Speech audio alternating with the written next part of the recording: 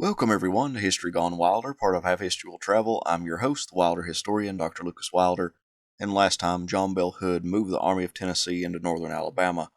Now we join the Army as it marches into Tennessee.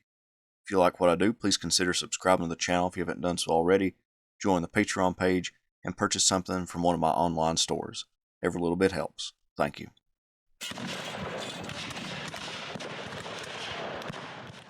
With the Army of Tennessee north of the Tennessee River, Hood began to march his army northward on November 21, 1864. Benjamin Cheatham's corps was to the west, Stephen D. Lee's corps in the center, and Alexander P. Stewart's corps to the east. On the 24th, the Army concentrated at Henryville. Union General John Schofield with the 23rd and 4th Corps were at Pulaski, but when reports began to come in that the Confederate Army was on the move, they, likewise, began to move north. Hood intended to get between Schofield and Nashville, and destroy Schofield's force before they could get into the fortifications of the capital. It was now a race to Columbia. Along the way, Hood's army was getting much-needed food as they captured a bunch of grist mills and put them into operation. Tennessee citizens cheered the advancing rebels as they marched through their towns, but despite the rapid marching, Schofield got to Columbia first and prepared defenses. George Thomas, Schofield's overall commander in Nashville, asked Schofield to delay the Confederates as much as possible. Andrew Smith's corps from Missouri was expected in the Tennessee capital soon, but he needed more time. Hood missed his chance to cut off Schofield at Columbia, but he quickly came up with another plan. He left Lee's corps to confront Schofield at Columbia and make demonstrations to hold him in place, while he took the rest of the army to the east and crossed the Duck River, with Nathan Bedford Forrest's cavalry screening their movement and pushing back the Federal cavalry. The plan was working extremely well thus far. Most of Schofield's cavalry under James Wilson pulled back toward Spring Hill, leaving Schofield blind to much of the Confederate Army's movements. However, he soon discovered something was happening and dispatched his wagon train and the division of George Wagner toward Spring Hill. To Schofield's credit, as well as Wagner's, the Union soldiers pushed hard along the road from Columbia to Spring Hill and made it there by the early afternoon of November 29th. Hood claimed that he saw the Union wagons and infantry marching toward Spring Hill and ordered Cheatham to launch an attack to capture them and the town.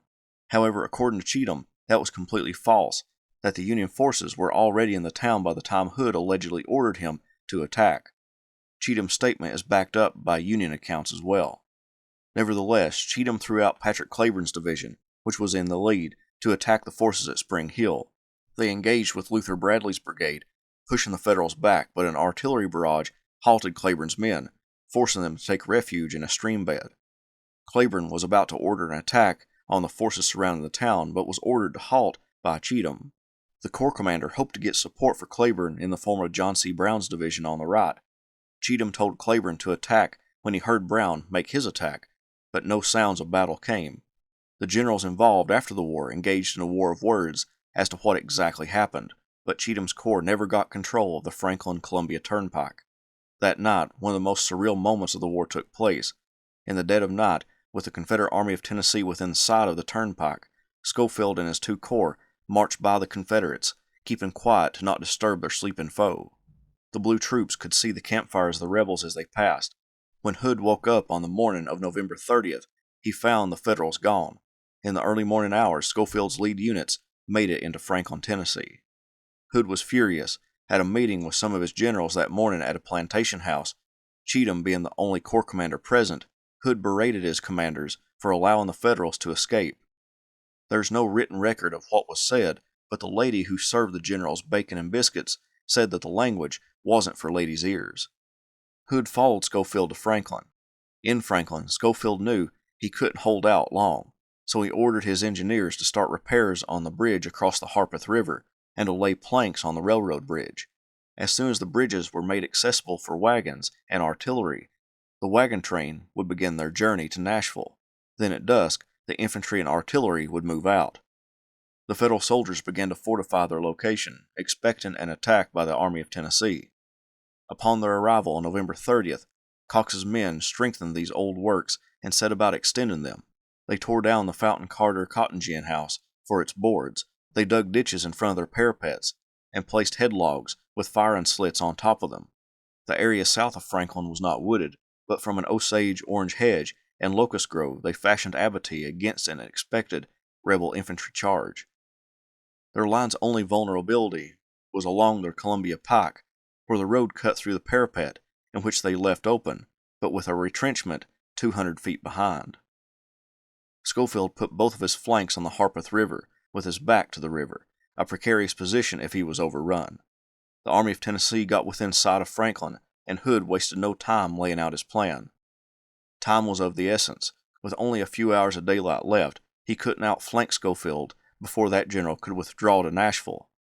At a meeting with his generals at the William Harrison House, he said he would rather attack them here, where they had only 18 hours to fortify, as opposed to Nashville, where they had been fortifying for 3 years. Many of his generals voiced concerns about an attack, but Hood was unswayed. At one point, he spoke with Claiborne about tactical matters, saying, "Give orders to your men not to fire a gun until you run the Yankee skirmish line from behind the first line of works into your front. Then press them and shoot them in their backs as they run to their main line. Then charge the enemy's works." Claiborne replied, "General, I will take the works or fall in the effort." Claiborne had been in the Army since before Shiloh.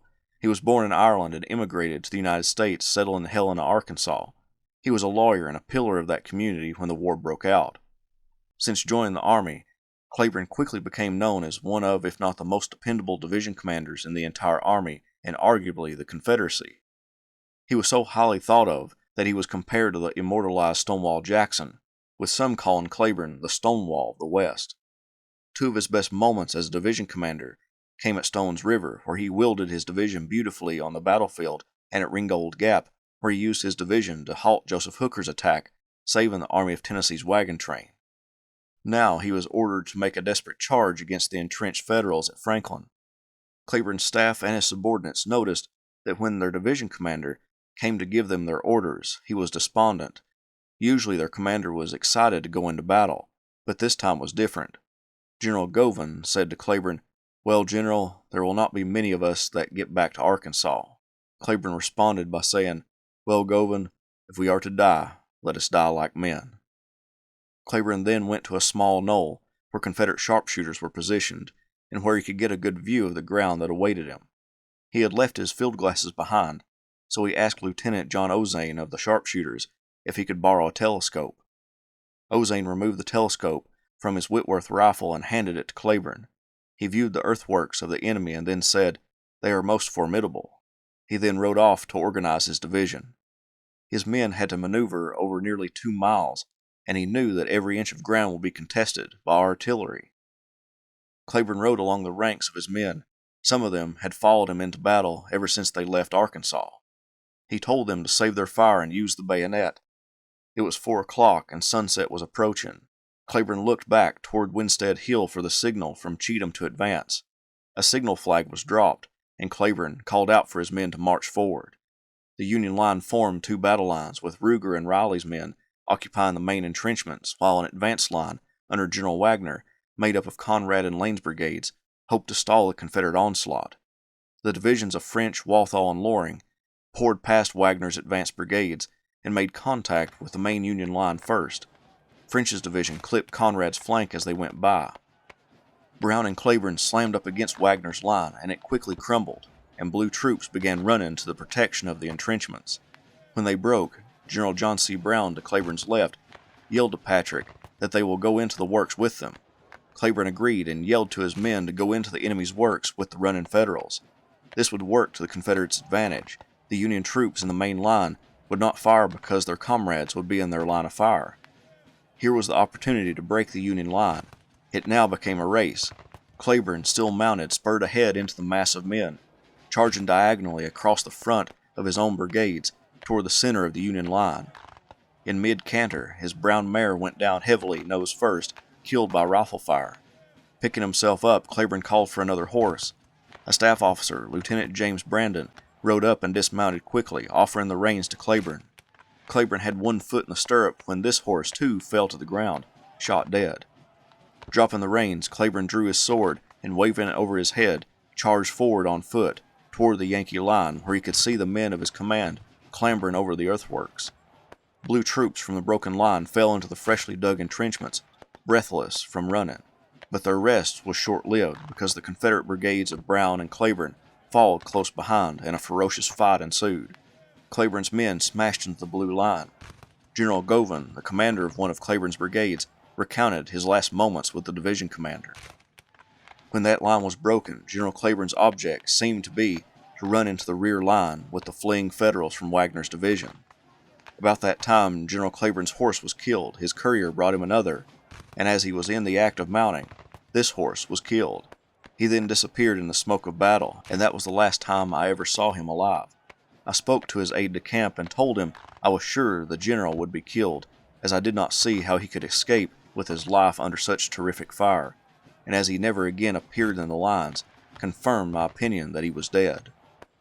The Union line broke under the weight of Brown's brigades. Brown's men held their own around the Carter House, not backing down until General Opdyke's brigade came from the reserves and pushed them back to the entrenchments. However, Brown's division wouldn't give up the entrenchments. The brutal fight around Franklin continued. One soldier remembered, "I was near General Strahl, who stood in the ditch and handed up guns to those posted to fire them. I had passed to him my short Enfield about the 6th time. The man who had been firing cocked it and was taking deliberate aim, when he was shot and tumbled down dead in the ditch upon those killed before him. When the men so exposed were shot down, their places were supplied by volunteers until these were exhausted, and it was necessary for General Strahl to call upon others. He turned to me, and though I was several feet back from the ditch, I rose up immediately, and walking over the wounded and dead, took position with one foot upon the pile of bodies of my dead fellows, and the others in the embankment, and fired guns which the general himself handed up to me until he, too, was shot down. I asked the general for counsel. He simply answered, 'Keep firing.' But just as the man to my right was shot and fell against me with terrible groans, General Strahl was shot. He threw up his hands, falling on his face, and I thought him dead. But in asking the dying man, who still lay against my shoulder as he sank forever, how he was wounded, the general, who had not been killed, thinking my question was to him, raised up, saying that he was shot in the neck, and called for Colonel Stafford to turn over his command. He crawled over the dead, the ditch being 3 deep, about 20 feet to where Colonel Stafford was. His staff officers started to carry him to the rear, but he received another shot, and directly the third, which killed him instantly. They continued to fight, but the Union forces gained the advantage. Other small breakthroughs would occur along the line, with another significant one being at the Carter Cotton Gin by Claiborne and French's men. After most of the fighting had ended, Bates' division formed and proceeded to attack, but their attack stalled out without any support to their right. They were nearly alone. They would ultimately be thrown back, and it was now 7 o'clock, and darkness had covered the battlefield. Edward Allegheny Johnson, now commanding Patton Anderson's division, when that general was wounded, launched his own assault, getting into the Union entrenchments and capturing 3 enemy flags, but they too were repulsed. It was now 9 p.m., and the Battle of Franklin came to an end after 5 hours of bloody fighting. Cheatham rode over the battlefield by torchlight, seeing the destruction. He came to General Hood with tears running down his face, crying, as one witness said, like a child. He and Stuart gave the commanding general the gloomy report that their commands were destroyed. Lee offered the only positive words. Lee's corps, except for Johnson's division, was fresh and ready to do any work Hood ordered. Hood informed them that they would continue the fight tomorrow, determined to destroy Schofield's force before it got to Nashville. All the artillery that could be mustered would fire 100 rounds into the enemy at 7 a.m. Then at 9 a.m., the infantry would move in. Schofield wouldn't give him the chance to continue the fight, though. At 11 p.m., he started moving his army north, and by 2 a.m., all of Schofield's troops were across the Harpeth River. By 4 a.m., the Confederates entered the town. It was December 1st, and the day was filled with the corps of Cheatham and Stuart collecting the dead and dying. One of the dead was Todd Carter, the son of the Carter family, whose home and outbuildings became part of the battlefield. Within sight of his home, Todd was killed, shot in the head during the engagement. A Mississippian remembered finding the body of Major General Patrick Claiborne. I and 2 others were the first to discover his dead body at early dawn the next morning. He was about 40 or 50 yards from the works. He lay flat upon his back as if asleep, his military cap partly over his eyes. He had on a new gray uniform. It was unbuttoned and open. The lower part of his vest was unbuttoned and open. He wore a white linen shirt which was stained with blood on the front part of the left side or just left of the abdomen. This was the only sign of a wound I saw on him, and I believe it is the only one he had received. I have always been inclined to think that, feeling the end was near, he had thus laid himself down to die, or that his body had been carried there during the night.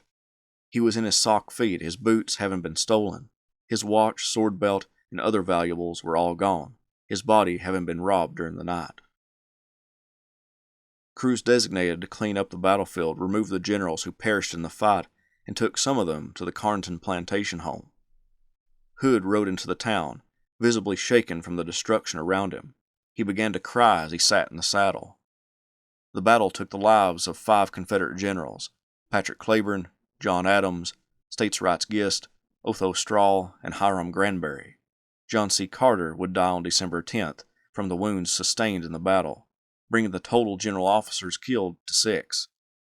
Other generals were wounded, including John C. Brown, Arthur Manigault, William Quarles, Zachariah Dees, Jacob Sharp, Thomas Scott, and Francis Cockrell. George Washington Gordon in Brown's division was captured. The attacks at Franklin removed many experienced commanders from combat, something Hood desperately needed if he wanted to continue the campaign. In addition to the 14 generals as casualties, 54 regimental commanders were either killed, wounded, or captured.